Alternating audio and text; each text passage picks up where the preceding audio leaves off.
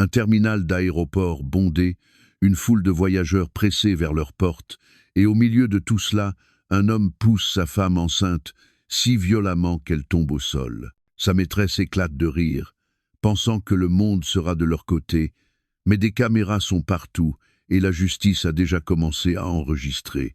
Ce qui suit est une tempête d'humiliation, de trahison et l'intervention d'un milliardaire dont le pouvoir change tout. Croyez-moi, vous ne croirez pas la fin de cette histoire avant que nous ne plongions dedans. Dites-nous à quelle heure vous écoutez et d'où vous nous suivez. Laissez un commentaire ci-dessous, nous serions ravis de vous lire.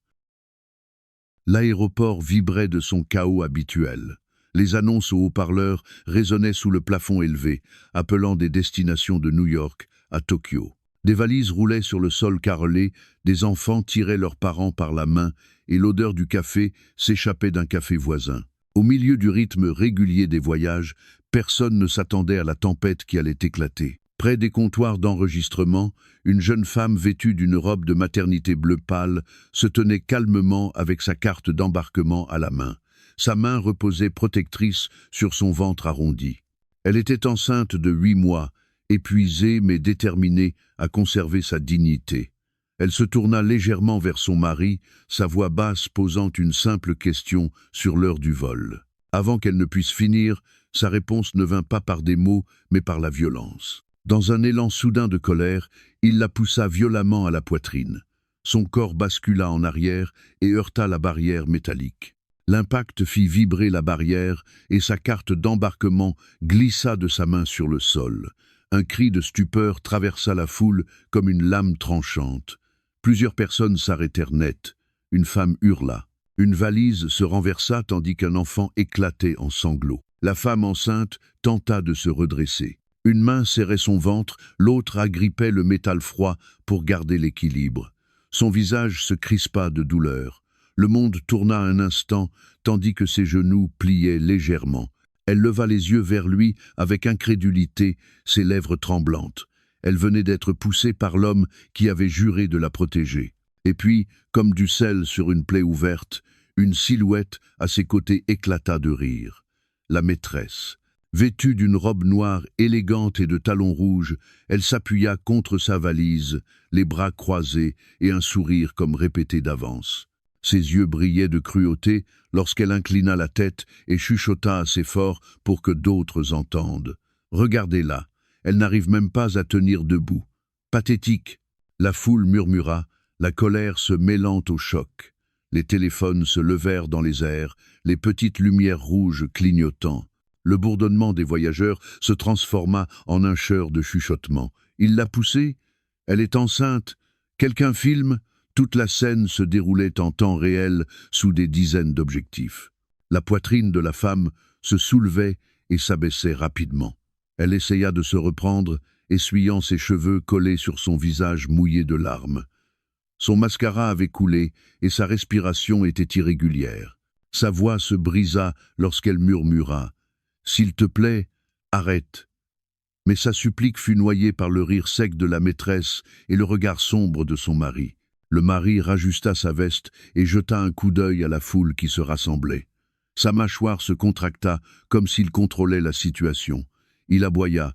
Elle a glissé. Ne faites pas d'histoire, ce n'est rien.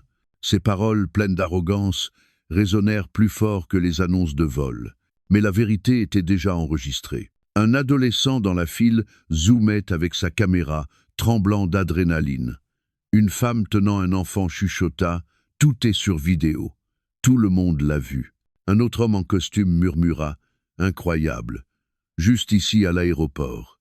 La femme enceinte s'assit sur une chaise voisine, sa main ne quittant jamais son ventre.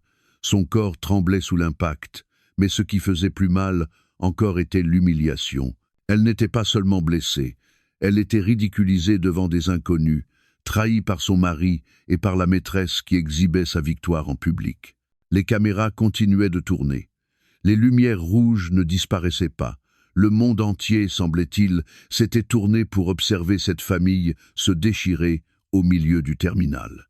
Et tandis que l'air s'épaississait de jugement, la scène se préparait pour l'arrivée de quelqu'un d'inattendu qui allait tout changer. Mais ce moment n'était pas encore venu. Pour l'instant, tous les regards restaient fixés sur la jeune femme, le mari cruel et la maîtresse dont le rire résonnait dans le terminal comme un tonnerre avant la tempête. Le silence après la poussée fut presque plus fort que le geste lui-même. Pendant un battement de cœur, l'aéroport sembla retenir son souffle.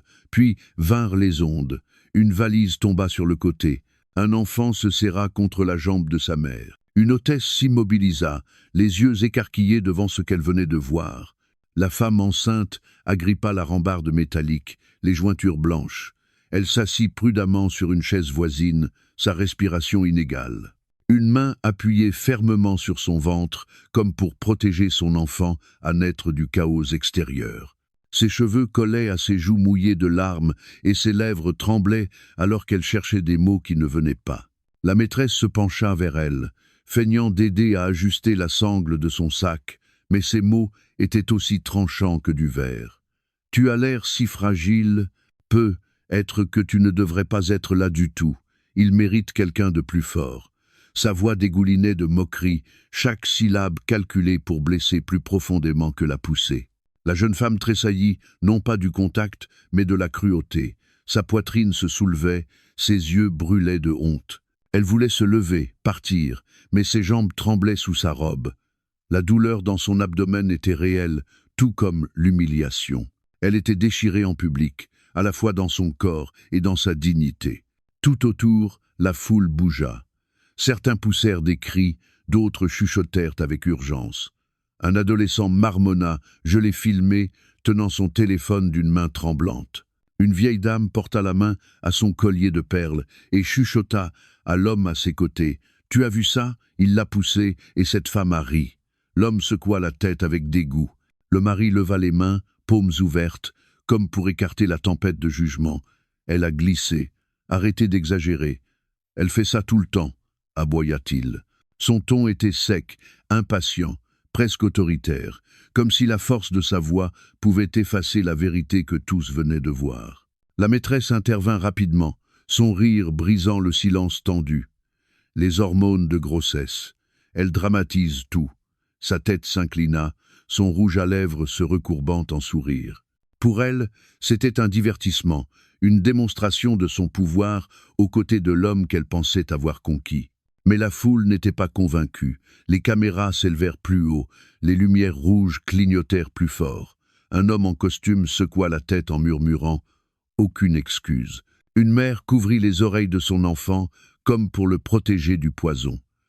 Le murmure des voix devint un bourdonnement régulier, un courant d'indignation grandissant chaque seconde. La femme enceinte bougea sur sa chaise, son visage pâle, ses yeux emplis de larmes qu'elle refusait de laisser couler. Elle serra ses mains, comme si la prière était son seul bouclier.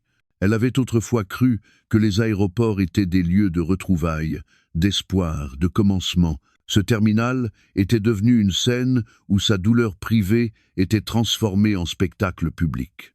La maîtresse se pencha davantage, son parfum écœurant, ses yeux brillants de triomphe. « Il est à moi maintenant, tout le monde peut le voir. »« Tu n'es rien d'autre qu'un fardeau », siffla-t-elle. Les mots transpercèrent comme une dague. L'épouse ferma les yeux, sa poitrine tremblante, chaque souffle une lutte pour ne pas s'effondrer. Au loin, le haut-parleur annonça un embarquement, mais personne ne bougea. Tous les regards restaient fixés sur le triangle de trahison qui se jouait. Les voyageurs qui, quelques minutes plus tôt, se pressaient vers leur porte demeuraient figés, happés par la crudité de ce qui se déroulait sous leurs yeux. Une hôtesse chuchota dans sa radio pour appeler la sécurité. Un vieil homme secoua la tête et murmura « honteux ». Les téléphones continuaient de tourner, leurs lumières rouges clignotant comme des témoins inflexibles qui n'allaient pas laisser disparaître cet instant. La femme enceinte resta assise en silence, sa dignité brisée, mais son esprit tenant encore. Chaque mot, chaque rire de la maîtresse, chaque déni de son mari s'imprimait dans la mémoire de dizaines d'étrangers. Et tandis que la tension montait, une chose devint claire. Ce n'était plus seulement une dispute entre trois personnes. C'était devenu un spectacle que tout l'aéroport ne pouvait quitter des yeux. Le brouhaha des voix dans le terminal s'était transformé en un murmure constant de jugement. Partout où le mari posait les yeux, des téléphones étaient braqués sur lui, enregistrant chacun de ses gestes et chacune de ses paroles. Pourtant, au lieu de la honte, son visage se durcit de défi. Il redressa les épaules, tira sur sa veste et tenta de reprendre le contrôle de la situation. « Elle a glissé », déclara-t-il, d'une voix forte, coupant l'air comme un coup de marteau sur le bois. « Tout cela est un malentendu. Vous exagérez. » Ces mots respiraient l'arrogance, un ton d'autorité calculé, comme si les répéter pouvait effacer la mémoire de la poussée que des dizaines de témoins avaient vue de leurs propres yeux. La maîtresse se tenait à ses côtés, sa main manucurée reposant légèrement sur son bras, comme pour sceller leur alliance impie. Ses lèvres s'incurvèrent en un sourire moqueur, et elle ajouta vite « Elle est instable depuis des mois. Les hormones, les émotions, vous savez ce que c'est. Elle exagère toujours. Ne croyez pas à son petit numéro. » Un souffle collectif parcourut la salle d'attente. Une femme âgée secoua la tête et murmura à son mari « Les hormones n'excusent pas qu'un homme pousse sa femme enceinte. » Un jeune homme, son téléphone serré dans la main, chuchota « J'ai tout filmé, chaque seconde. Il ne pourra pas mentir. » La vérité n'était plus cachée. Les témoins étaient devenus juges, leur regard silencieux rendant un verdict qu'aucun tribunal ne pourrait adoucir. La femme enceinte tremblait sur sa chaise, des larmes roulant sur ses joues. Elle essaya de parler, mais les mots restèrent coincés dans sa gorge. Son corps tremblait, non seulement de douleur, mais du poids écrasant de l'humiliation. L'homme qu'elle avait un jour cru pouvoir protéger son cœur la présentait désormais comme instable, faible, presque délirante devant des inconnus. Et la maîtresse opinait, jouant son rôle comme une actrice dans une pièce cruelle. Le mari continua, sa voix montant à chaque phrase. « Elle voulait de l'attention, c'est tout. Elle fait ça à la maison. Elle pleure, elle joue la victime, mais elle va bien. Je m'occupe de tout pour elle. Elle n'a rien à reprocher. » Il accompagna ces mots de grands gestes, comme s'il plaidait dans une salle de justice, son ton poli et dominateur. Il croyait encore que son pouvoir pouvait tordre la réalité. Mais la foule n'était pas convaincue. Les petites lumières rouges des téléphones clignotaient sans cesse. Une femme en tailleur murmura « S'occuper d'elle, en la poussant en public ?» Un autre homme croisa les bras et dit plus fort « Nous avons tous vu ce qui s'est passé. Ne nous prenez pas pour des idiots. » Les murmures se firent plus tranchants, l'air chargé de colère. La maîtresse tenta de sauver leur récit, sa voix mielleuse mais venimeuse. « Tout le monde juge trop vite. Vous ne comprenez pas la pression qu'il subit, le stress du travail, les heures sans fin. Il a juste craqué une seconde. Cela ne veut rien dire. » Elle jeta un regard circulaire, affichant un sourire qui ne masquait pas son mépris. Les gens adorent exagérer. Cela leur donne de l'importance. La foule ne la crut pas. Un adolescent rit amèrement. Le stress n'excuse pas la violence. Un vieil homme leva son téléphone plus haut et dit « Continuez, plus vous mentez, pire c'est. » Ces paroles déclenchèrent des hochements de tête, la vague d'opinion gonflant comme une marée. La femme enceinte cacha son visage dans ses mains, souhaitant disparaître sous terre. Chaque phrase de son mari creusait davantage sa douleur. Mais derrière la honte, une étincelle naissait. Elle sentit le vent tourner. Les étrangers n'étaient plus silencieux. Ils dénonçaient les mensonges. Le mari serra les poings, la sueur brillant sur sa tempe. Sa tentative de réécrire la réalité s'effondrait devant lui. La maîtresse lui souffla quelque chose à l'oreille, l'encourageant à tenir bon, mais son sourire commençait à se fissurer sous le poids du mépris collectif. La vérité était simple. Ces mots n'avaient plus de pouvoir. Les témoins avaient trop vu. Les caméras avaient tout capté. Le jugement public s'abattait rapidement. Et l'épouse, assise avec une main sur son ventre, comprit une chose importante. Pour la première fois depuis des années, les mensonges ne fonctionnaient plus. Le masque tombait. L'homme qui l'avait si souvent réduite au silence était désormais celui qui perdait sa voix devant le monde. La tension dans le terminal était insupportable, puis soudain elle éclata. La mâchoire du mari se crispa, ses lèvres se serrèrent, et sa main se contracta en un point. Sa poitrine se souleva violemment de colère, et des veines saillantes marquèrent son cou. Il avait été défié, remis en question, dépouillé de son autorité devant des inconnus. Son orgueil bouillonnait. La femme enceinte tenta de se lever de la chaise. Ses genoux tremblaient, tandis qu'elle s'appuyait d'une main sur l'accoudoir, l'autre protégeant son ventre. Elle voulait partir, échapper au regard de centaines de voyageurs et aux caméras pointées sur elle. Mais avant qu'elle ne fasse un pas, sa main frappa. Il la poussa brutalement à l'épaule. Son corps vacilla vers l'avant et elle trébucha sur le carrelage brillant. L'impact fit voler son sac à main, dont le contenu se dispersa. Un téléphone glissa, au loin. Un baume à lèvres roula sous un banc. Le bruit de la chute fut suivi d'un cri collectif qui résonna comme un tonnerre dans la salle. La femme tomba à genoux, ses paumes frappant le sol froid pour amortir son poids. La douleur parcourut ses bras. Sa respiration se bloqua. Une main revint instinctivement protéger son ventre, le berçant comme pour mettre son enfant à l'abri. Ses cheveux couvrirent son visage, cachant ses larmes. Le rire de la maîtresse trancha la tension comme une lame cruelle. « Regardez-la, elle s'effondre devant tout le monde », ricana-t-elle. Elle croisa les bras et sourit comme si la souffrance à ses pieds n'était qu'un spectacle. Ses talons rouges claquèrent sur le sol tandis qu'elle s'approchait, dominant la femme agenouillée. « Pathétique !» murmura-t-elle assez fort pour que tous entendent. Le mot se répandit comme du poison dans l'air. Mais cette fois, la foule explosa. « Arrêtez !» cria quelqu'un. Une autre voix s'éleva. « Elle est enceinte. Qu'est-ce qui ne va pas chez vous ?» Le tumulte de l'indignation enfla, emplissant le terminal d'une tempête de voix.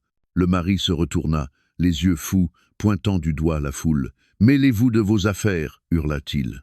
Sa voix se brisa de fureur, mais cela ne fit que le rendre plus petit face à la marée de témoins. Des dizaines de téléphones s'élevaient, filmant sous tous les angles. Une adolescente chuchota à son ami. « J'ai tout filmé, chaque seconde. » Un vieil homme secoua la tête et dit d'une voix ferme « Personne ne croira ces mensonges.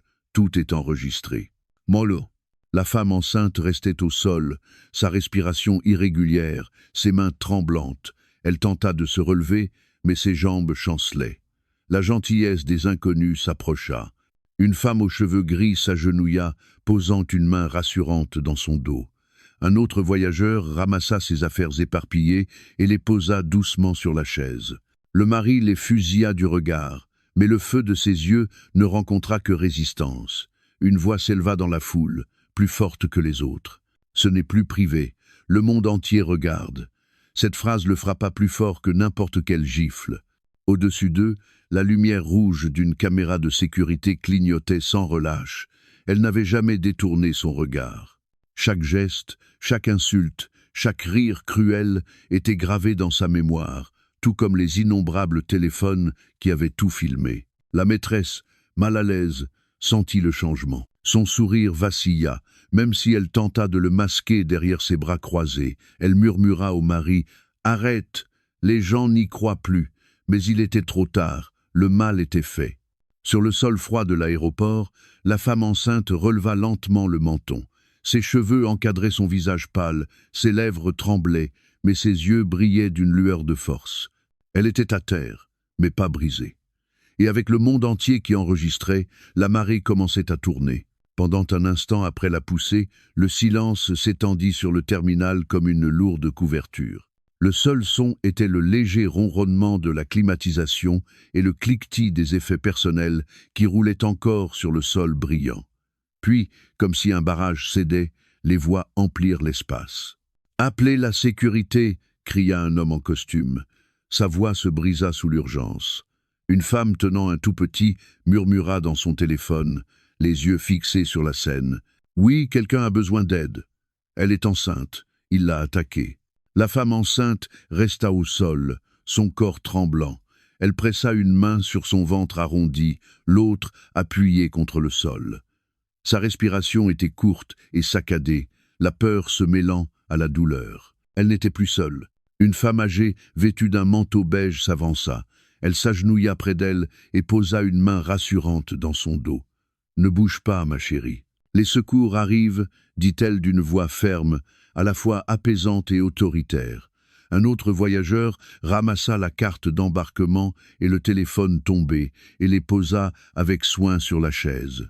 Le mari tenta d'avancer, la main tendue comme pour reprendre le contrôle. « Elle exagère, ce n'est pas ce que vous croyez », lâcha-t-il sèchement. Mais un jeune homme lui barra la route, son téléphone toujours en enregistrement. « Ne la touchez pas, vous avez déjà levé la main sur elle. Ça n'arrivera pas une deuxième fois. » Ses mots étaient tranchants, sa posture protectrice. La maîtresse ricana bruyamment en levant les yeux au ciel. « Oh, voyons, elle n'est pas blessée. Les gens dramatisent. Personne n'écouta. La tendance s'était inversée. Le pouvoir de son sourire avait disparu, remplacé par le mépris de dizaines d'inconnus braquant sur elle leurs regards réprobateurs. La foule se resserra autour de la femme enceinte.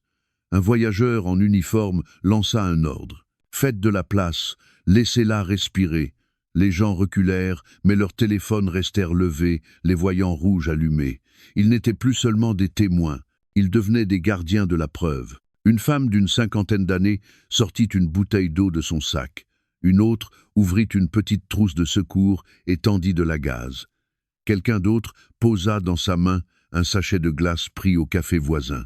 Une communauté s'était formée en un instant, des inconnus unis par l'indignation et la compassion. L'épouse murmura faiblement « Merci », les lèvres tremblantes. Des larmes coulèrent sur ses joues, mais ses yeux reflétaient quelque chose de nouveau, une lueur de soulagement. Pour la première fois depuis longtemps, elle n'était pas entièrement seule. Le mari éleva davantage la voix, le visage rougi. « Ça ne regarde que nous, éloignez-vous !» Ces mots sonnaient la détresse, non l'autorité. Alors un homme plus âgé, grand et sévère, s'avança et le toisa. Sa voix tonna au-dessus de la foule. « Ce n'est plus privé, c'est une agression. Tout le monde ici l'a vu. » Un murmure d'assentiment parcourut le terminal. « Oui, exactement. On ne laissera pas passer. » La maîtresse se tortilla, les bras désormais croisés, sa confiance s'évaporant. Quelqu'un leva son téléphone pour que tous voient. L'écran repassa le moment de l'impact, la poussée, la chute, le rire. Des exclamations fusèrent à nouveau, sans surprise. La preuve était indéniable. Des agents de sécurité se mirent à avancer rapidement dans le terminal, alertés par l'avalanche d'appels et le tumulte persistant.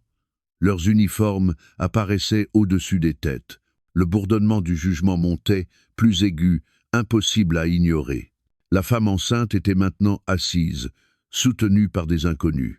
3 paires de mains la stabilisaient, l'une tenant son bras, une autre maintenant le sachet de glace sur son épaule, une troisième serrant ses effets éparpillés. Et dans le coin de son champ de vision, elle vit une main de plus, celle d'un jeune homme, tenant un téléphone, affichant les mots « Enregistrement, sauvegardé, mise en ligne ». La vérité ne pouvait plus être cachée. Le cercle autour d'elle n'était pas seulement un bouclier, c'était un mur de protection et un mur de preuve. Puis, quand le silence retomba, une voix prononça les mots qui scellèrent l'instant. « Ce n'est plus votre affaire privée. Le monde entier va le voir. » Tout commença par une seule mise en ligne. Un adolescent près des comptoirs d'enregistrement appuya sur « Publier » et, en quelques minutes, la vidéo de la poussée se répandit. La lumière de son écran brillait en rouge, tandis que les images se propageaient comme un feu dans l'herbe sèche. D'abord une centaine de vues, puis 1000, puis des dizaines de milliers. Au moment où la femme enceinte était escortée jusqu'à une chaise et qu'on lui offrait de l'eau, la vidéo avait déjà atteint chaque recoin du terminal grâce au direct et aux partages instantanés. Des voyageurs à d'autres portes se penchaient sur leurs écrans. Leurs exclamations et murmures s'étendaient en vagues, créant une seconde marée de jugement bien au-delà du premier cercle. En moins d'1 heure, des titres apparurent. Un homme d'affaires pousse sa femme enceinte en public, affichait une alerte. Une autre notification clignota sur les téléphones. Agression à l'aéroport filmée, des millions d'indignés. L'histoire avait dépassé le terminal. Elle était devenue mondiale. La femme enceinte resta silencieuse, la main sur son ventre, tandis que la rumeur des voix d'inconnus tourbillonnait. Elle ignorait les détails, mais sentait le basculement. L'humiliation subie ne se cachait plus dans l'ombre du foyer, ni derrière des portes closes. Elle était sur tous les écrans, indéniable et imparable. Pendant ce temps, le téléphone du mari vibrait frénétiquement dans sa poche. Il le sortit d'une main tremblante et ses yeux s'écarquillèrent devant le flot de messages. Le nom de sa société était en tendance, son visage circulait sous des légendes le qualifiant de monstre. Des notifications affluaient d'investisseurs, de partenaires et même de membres de sa famille. L'humiliation était totale. Il gronda « C'est faux, on déforme la vérité ». Mais la foule n'écoutait plus sa voix. Chacun avait sa propre preuve. Les écrans diffusaient la poussée au ralenti, montrant chaque détail, chaque rictus, chaque éclat de rire de la maîtresse. Les commentaires déferlaient sous les vidéos. « Arrêtez-le tout de suite, protégez-la, elle mérite justice. Cette pauvre femme, et elle est enceinte. » Chaque nouveau message ajoutait du poids à l'image qui s'effritait depuis des années. La maîtresse se pencha pour consulter son propre téléphone, mais son sourire disparut. Ses réseaux étaient saturés d'opprobre. Briseuse de ménage. Comment peux-tu rire de sa douleur? Sa tentative de se poser en femme légitime s'était transformée en disgrâce publique. Elle pâlit, les mains tremblantes, en essayant de verrouiller l'écran. Il n'y avait pas d'échappatoire. Les captures circulaient déjà partout. Les médias à l'extérieur de l'aéroport furent informés en quelques minutes. Des reporters se précipitèrent vers les portes. Les flashs crépitèrent tandis que des directs annonçaient « Ces images choquantes deviennent virales. L'homme serait un riche chef d'entreprise et le cours de son groupe plonge déjà. » Dans le terminal, les passagers parcouraient leurs fiches d'actualité. Certains montrèrent à la femme enceinte des messages de soutien. « Regardez, des gens sont avec vous. » Elle ferma les yeux, des larmes revenant, mais cette fois, elle n'était pas seulement due à la douleur. Pour la première fois, la vérité parlait plus fort que ses mensonges. Le mari se passa la main dans les cheveux, la sueur perlant à son front. Il marmonna « Ça va me ruiner ». La maîtresse tenta de le rassurer, chuchotant « Ça va passer », comme toujours. Mais son regard trahissait la peur. Elle savait la réalité. Car une fois qu'Internet a vu, on n'efface plus. Les écrans repassaient la chute encore et encore. Chaque rediffusion nourrissait l'indignation. Chaque rediffusion gravait sa chute dans la pierre. Quand la sécurité encercla totalement le groupe, l'homme n'était plus la figure puissante qu'il pensait être. Il était un spectacle, une leçon, un avertissement, et le chœur des voix en ligne avait déjà rendu son verdict. Ce n'est pas de l'amour, c'est de la violence. Protégez-la, protégez son bébé. Son empire s'arrête aujourd'hui. La tempête virale avait commencé. Rien ne pouvait l'arrêter. Les lumières clignotantes de l'ambulance teintaient les portes vitrées du terminal de traînées rouges et bleues. La foule qui avait tout vu s'écarta lentement, laissant passer les secouristes avec une civière. La femme enceinte tremblait dans une chaise, serrant son ventre, tandis que des inconnus restaient encore groupés autour d'elle pour la protéger. « Madame, nous devons vous examiner immédiatement », dit doucement un secouriste en s'agenouillant près d'elle, parlant avec une autorité calme. Elle hocha faiblement la tête, sa voix à peine audible. « S'il vous plaît, assurez-vous seulement que le bébé va bien. » Le mari tenta de s'approcher, le visage crispé par la frustration. « Elle va bien. Tout cela est inutile. Elle n'a pas besoin de toute cette attention. » Mais avant qu'il n'aille plus loin, un agent de sécurité en uniforme se plaça devant lui. « Restez en arrière, monsieur. Vous n'interviendrez pas. » Les mots étaient définitifs, sans appel.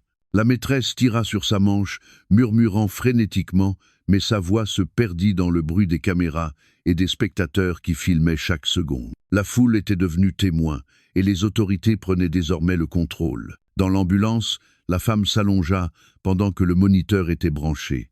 Le doux rythme du cœur du fœtus emplit l'espace. Chaque battement régulier résonnait comme une musique fragile mais forte. La voix du médecin la rassura.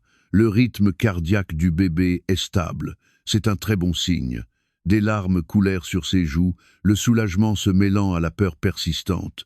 À l'hôpital, la procédure devint officielle. Les infirmières vérifièrent ses constantes, notèrent ses ecchymoses et ses mains tremblantes. Chaque marque, chaque signe de traumatisme fut inscrit dans le dossier. Des photos furent prises discrètement, non pour l'humilier, mais pour préserver la vérité. Un policier entra avec un dossier, son ton calme et respectueux. « Nous classons cela comme un cas officiel de violence domestique. Vous n'êtes plus seul. » Non. La femme acquiesça, les lèvres tremblantes, mais ses yeux contenaient une lueur de détermination. Pour la première fois, quelqu'un nommait les choses comme elles étaient. pas un malentendu, pas des hormones, pas une exagération, de la violence simple et indéniable. Dans la salle d'attente, le mari faisait les 100 pas comme un animal en cage, marmonnant au sujet de sa réputation. C'est absurde. Elle regrettera d'avoir rendu cela public. La maîtresse tenta de le calmer, mais son téléphone vibrait sans cesse sous les messages de condamnation. Son image à elle aussi s'effondrait. Dans la chambre, l'officier poursuivit son rapport. « Vous avez le droit de demander une ordonnance d'éloignement. Cela signifie qu'il n'aura pas le droit de vous approcher jusqu'à nouvel ordre. C'est pour votre sécurité et celle de votre enfant. » Il fit glisser un papier sur la table, les mots clairs et nets. La main de la femme tremblait, mais sa signature resta assez ferme pour sceller sa décision. L'infirmière ajusta la couverture sur ses épaules et posa une main douce sur son bras. « Vous êtes en sécurité ici. Reposez-vous. Laissez-nous gérer la suite. » Le son du moniteur continuait à résonner doucement en arrière-plan, rappel discret de la vie et de la résilience. Pendant ce temps, les chaînes d'information diffusaient des mises à jour en direct. Les présentateurs annonçaient « La victime a été conduite à l'hôpital. » Les autorités confirment qu'il s'agit d'une affaire criminelle. Des sources indiquent qu'une ordonnance restrictive est déjà en place. Chaque mot frappait comme un marteau contre le fragile mur d'excuses du mari. Il ne contrôlait plus le récit. Son pouvoir avait glissé dans les mains de la loi, du personnel médical et du public qui refusait de se taire. Alors que la nuit avançait, la femme finit par fermer les yeux. Elle avait encore peur, encore secouée, mais elle savait que la situation avait changé. Elle n'était plus seulement une victime réduite au silence. Elle était une mère luttant pour elle-même et pour son enfant à naître, soutenue par la loi et protégée par la vérité. Et le battement régulier du cœur sur le moniteur était la preuve que l'espoir vivait encore en elle. La chambre d'hôpital était calme, mais l'enquête ne faisait que commencer. La femme enceinte était assise bien droite, enveloppée dans une couverture, tandis qu'un policier étalait des dossiers sur une petite table. Chaque dossier contenait des fragments de son histoire, des morceaux de vérité trop longtemps enfouis. « Ce n'est pas la première fois, n'est-ce pas ?» demanda l'officier doucement. Son regard était stable, non accusateur, mais patient, attendant qu'elle trouve le courage de répondre. Ses mains tremblaient lorsqu'elle prit son téléphone. Lentement, elle ouvrit sa galerie. Photo après photo apparut à l'écran. Des ecchymoses sur son bras, une coupure près de sa lèvre, un poignet gonflé entouré de bandages. Elle tourna le téléphone vers l'officier. « Il a toujours dit que personne ne me croirait », murmura-t-elle. Sa voix se brisa, mais son regard resta ferme. « Mais j'ai tout gardé. » L'officier hocha la tête et commença à télécharger les images comme preuve. Chaque photo était un témoignage silencieux, un enregistrement de souffrance balayé jusque-là dans l'ombre. Il sortit ensuite des impressions de messages. Des mots qu'il avait tentés des nuits entières reposaient maintenant en noir et blanc sur la table. « Si tu m'embarrasses encore, tu le regretteras. Rappelle-toi qui paie pour tout ce que tu as. Personne ne t'écoutera. » La femme baissa les yeux, les larmes aux yeux, mais cette fois, elle ne les cacha pas. Elle laissa la vérité respirer. Une amie proche arriva à l'hôpital pour témoigner. Sa voix tremblait d'émotion en évoquant les appels nocturnes où la victime chuchotait en pleurant. Elle m'a dit qu'il l'avait saisie une fois, qu'il avait pris son téléphone pour lire tous ses messages. Elle était terrifiée, mais elle m'a supplié de ne rien dire, pensant que cela empirerait tout. Un autre témoin se présenta, ancien employé de la société du mari. Il se souvenait d'avoir entendu des disputes dans les bureaux tard le soir. Il la rabaissait, il disait qu'elle était inutile. Je ne l'ai jamais vu la frapper là-bas, mais la façon dont il parlait suffisait à briser n'importe qui. Ces paroles ajoutèrent une couche supplémentaire au mur de preuves. Le policier empila les rapports, les photos et les témoignages avec soin, son expression ferme. Cela montre un schéma. Ce n'était jamais un simple moment de colère. C'était du contrôle. C'était de l'intimidation. Et cela s'arrête ici. Le nom de la maîtresse figurait aussi dans certains documents. D'anciens courriels réapparurent, révélant des propos moqueurs qu'elle avait envoyés, ridiculisant l'épouse et se vantant des promesses de l'homme. Des captures de messages sur les réseaux liait directement son rôle au cycle toxique. Son rire à l'aéroport n'était pas une première. C'était la continuité d'une cruauté soigneusement dissimulée. La femme resta silencieuse, une main sur son ventre, écoutant tandis que sa vérité se reconstituait comme un puzzle dont l'image apparaissait enfin. Chaque photo, chaque message, chaque témoignage lui donnait de la force. Pendant des années, elle avait été réduite au silence par la peur et la honte. Ce soir, ces mêmes cicatrices devenaient des preuves. L'officier la regarda une dernière fois avant de fermer le dossier. Ce n'est pas la première fois, mais ce sera la dernière fois qu'il s'en sort. Elle inspira profondément, sa poitrine se soulevant de fatigue et de soulagement. Le son doux du moniteur fœtal emplit de nouveau la pièce, stable et paisible. Il lui rappelait que la vie continuait, que son bébé se battait avec elle. Elle ne portait plus seule ce fardeau. À l'extérieur de l'hôpital, l'histoire avait déjà évolué. Les présentateurs annonçaient, des sources confirment qu'il ne s'agissait pas d'un incident isolé. D'anciennes preuves de violence ont refait surface. Les réseaux sociaux se remplirent de la phrase « pas la première fois », seulement la première fois filmée.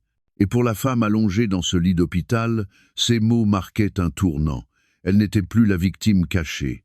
Elle était désormais la voix qui prouvait la vérité. Les jours à l'hôpital s'étaient d'abord confondus, mais à chaque lever de soleil, la femme sentait le poids sur sa poitrine s'alléger. Ce qui avait été une histoire d'humiliation devenait peu à peu une histoire de force. Elle ne faisait plus que survivre.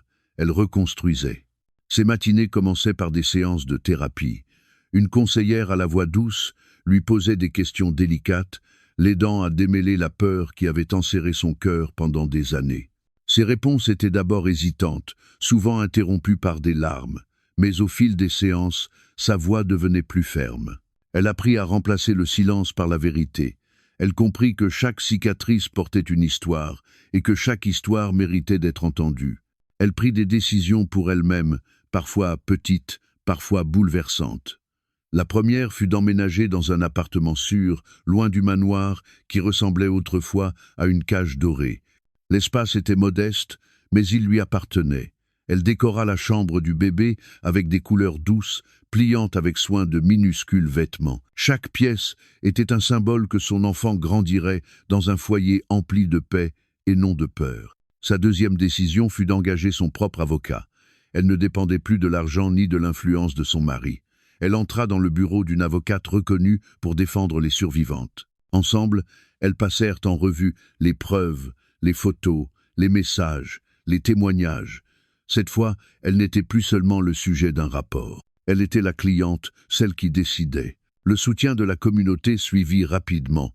Des inconnus qui avaient vu la vidéo virale envoyèrent des messages d'encouragement. Des lettres arrivèrent à l'hôpital, puis dans son nouvel appartement, rempli de mots de force. L'une disait « Tu m'as rappelé de partir moi aussi. Merci d'avoir montré du courage. » Une autre écrivait simplement « Nous sommes avec toi. » Chaque message était un fil tissant une tapisserie de résilience. À travers tout cela, elle trouva une mentor. Une femme plus âgée, ayant combattu ses propres démons, vint lui rendre visite. Elle n'offrit pas de pitié, mais de la sagesse. « La guérison n'est pas une ligne droite, dit-elle en tenant sa main. Certains jours tu trébucheras, mais chaque pas en avant est le tien, pas le sien. » Ces mots restèrent en elle, résonnant chaque fois que le doute surgissait. Elle trouva aussi de la force dans des rituels, dans des symboles qui rappelaient la vie qu'elle construisait. Le berceau du bébé devint plus qu'un meuble. Il devint un phare d'espérance. Chaque fois qu'elle y posait une couverture, elle murmurait « Tu es en sécurité. Nous sommes en sécurité. » C'était une promesse, pas seulement pour l'enfant, mais pour elle-même. Les médias passèrent à d'autres histoires, mais pour elle, le voyage commençait à peine.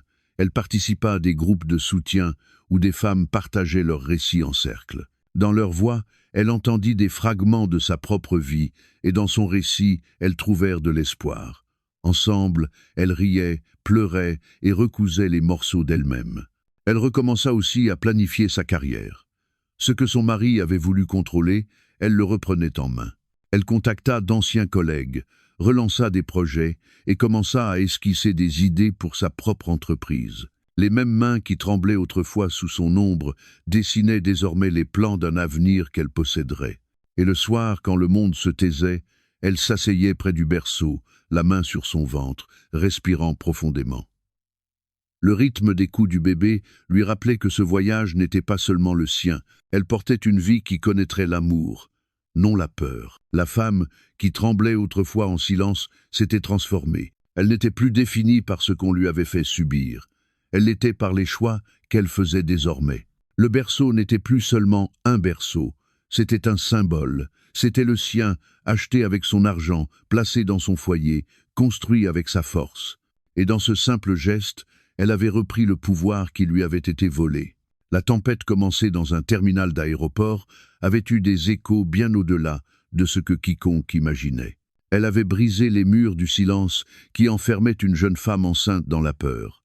Elle avait fait tomber le masque d'un homme qui croyait que son pouvoir le protégerait. Elle avait montré au monde que la vérité, une fois révélée, ne pouvait plus être cachée. Les semaines passèrent, et la vie prit un rythme plus calme. La jeune femme vivait désormais dans son appartement, petit par la taille mais grand par sa signification. Ses murs n'étaient pas ébranlés par des cris.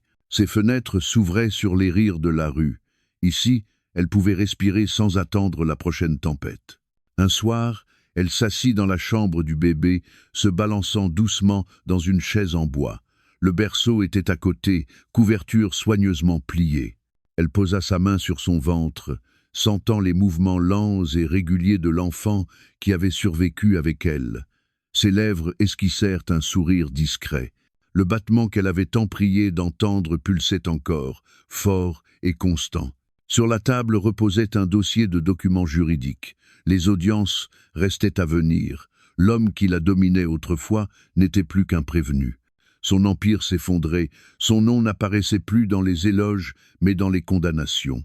Sa maîtresse, autrefois arrogante, avait disparu de la lumière, noyée par ses propres choix. Mais ce soir n'était pas à leur sujet, ce soir était pour elle. Elle ouvrit un album photo. La première image la montrait dans son lit d'hôpital, fatiguée mais vivante, sa main posée sur son ventre. Une autre photo la montrait souriant timidement dans son nouvel appartement, entourée d'amis et de mentors venus la soutenir. Chaque page racontait une histoire de survie, de reconquête, de blessures transformées en preuve que la vérité ne pouvait être réduite au silence. Le téléphone sur la commode vibra. Elle jeta un coup d'œil à l'écran. Un autre message d'un inconnu qui avait vu son histoire en ligne. Il disait simplement « Tu m'as donné du courage. Merci ». Elle ferma les yeux et laissa les mots l'imprégner. Elle n'avait pas cherché à être un exemple, mais sa survie était devenue une lumière pour d'autres perdus dans leur propre obscurité. Alors que le soir s'apaisait, elle murmura doucement, presque comme une berceuse, « Nous sommes en sécurité maintenant, nous sommes libres ». La pièce sembla garder ces mots, les portant vers l'avenir. La caméra de l'esprit recule. L'image s'attarde sur la chambre du bébé. Le berceau avec sa couverture, la chaise à bascule qui oscille doucement, la femme la main sur son ventre et les yeux tournés vers demain. Le chaos de l'aéroport avait disparu, mais la leçon demeurait. Parfois, la justice ne commence pas dans un tribunal. Parfois, elle naît dans le courage d'une voix qui refuse de se taire. Parfois, elle naît dans le battement régulier du cœur d'un enfant qui insiste pour vivre, même dans la tempête. Son histoire n'était plus seulement la sienne. Elle appartenait à tous ceux à qui l'on avait dit de se taire, à chaque âme rabaissée, à chaque voix rejetée comme exagérée. Dans sa survie, il trouvait la preuve que le silence pouvait être brisé. Alors si vous écoutez maintenant, souvenez-vous de ceci. L'épreuve ne condamne pas seulement, elle libère. La vérité trouve toujours un chemin, peu importe à quelle profondeur on tente de l'enterrer. Et le courage n'est pas l'absence de peur, c'est le choix de se relever même quand la peur veut vous retenir. Si vous ou quelqu'un que vous connaissez êtes en danger, n'attendez pas. Appelez à l'aide. Demandez du soutien.